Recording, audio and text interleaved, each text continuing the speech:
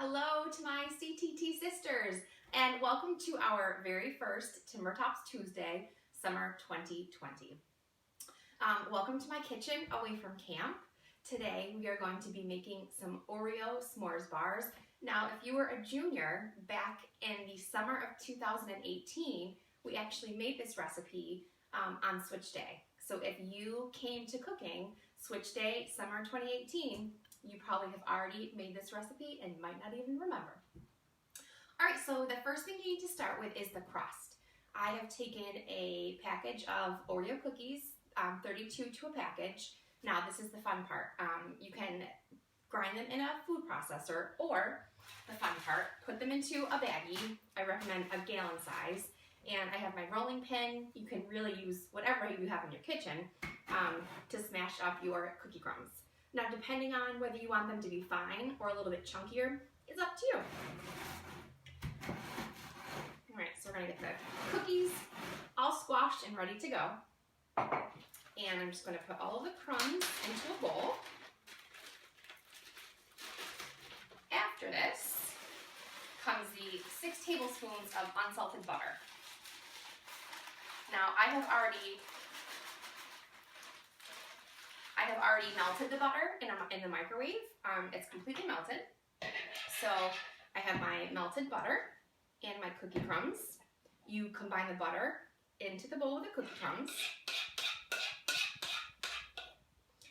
Give it a stir so the butter is combined with the cookie crumbs.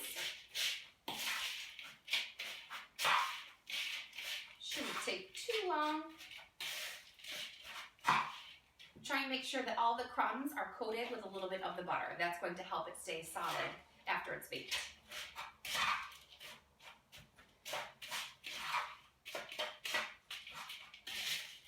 All right, this is looking good. Next, you need an 8x8 inch pan that you line with foil. We don't want this to get stuck. We don't want to have to worry about it afterwards. So line it with foil. If you have a little bit draped across the edge, that will help you to lift it out once you're finished. And then you're going to give it a spray with some cooking spray. Don't forget the corners and the edges. All right, so there's my 8x8 inch pan lined with foil and sprayed with cooking spray. Then I'm going to take my cookie crumb and butter mixture,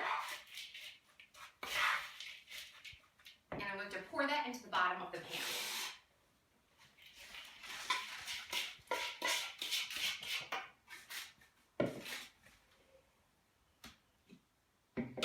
All right, so really the key to this part is pressing it to the bottom of the pan.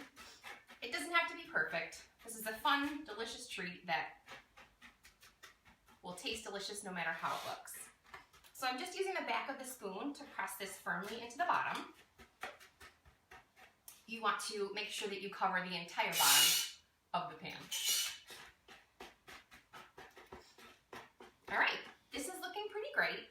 I've pressed it into the bottom of the pan. I've already preheated my oven to 350 degrees. I'm going to bake the crust for 10 to 12 minutes. You want the crust to be just set. So once it's pressed into the bottom, it's going to go into the oven again, 350 degrees for 10 to 12 minutes. So I have taken the crust out of the oven. It's just set. It's not too firm. It's just starting to set. So the next part of the recipe calls for 2 cups of mini marshmallows. Now, if you don't have mini marshmallows or couldn't find them in the grocery store, you can take regular marshmallows and cut them into halves or quarters, whatever you like. And if you're using a vegan marshmallow, that's probably the step that you will take.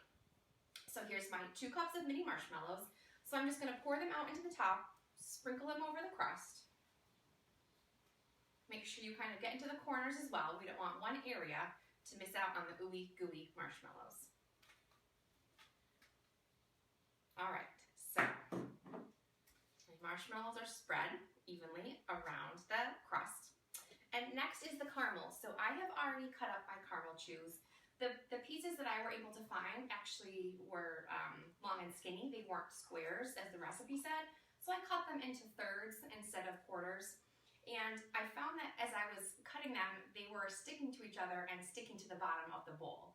So I just sprinkled a little bit of powdered sugar onto the chews, mix them, toss them around, and that's much easier. Nothing is sticking and everything's easy to handle. So that might be helpful for you too. So similarly to the marshmallows, we're just going to sprinkle the caramel chews all around the pan. Again, making sure you kind of hit all of the different areas. We don't want to have one bite of this Oreo s'mores bar that does not have a little bit of caramel. All right, so getting that spread around. Now my oven is still heated to 350. So what I'm going to do is place this with the marshmallows and the caramel pieces back into the oven for about 5 to 8 minutes. You really want to be looking, keeping a close eye on it. You want to take it out once the caramel chews and the marshmallows have just started to melt. You don't want the marshmallows to be brown at this point. So keep a close eye. Again, back into the oven, 350 degrees for 5 to 8 minutes, or just until the caramel pieces and the marshmallows have started to melt.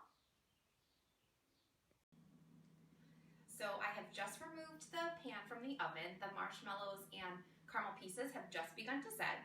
Now, next up is our chocolate chips.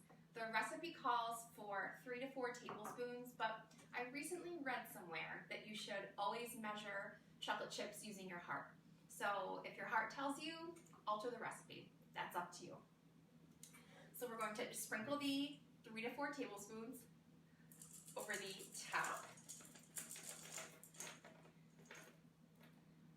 You can use a spatula to try and spread them out. The heat from the bars will start the melting process. So I like to kind of mush things together. So I'm going to give mine a little bit of a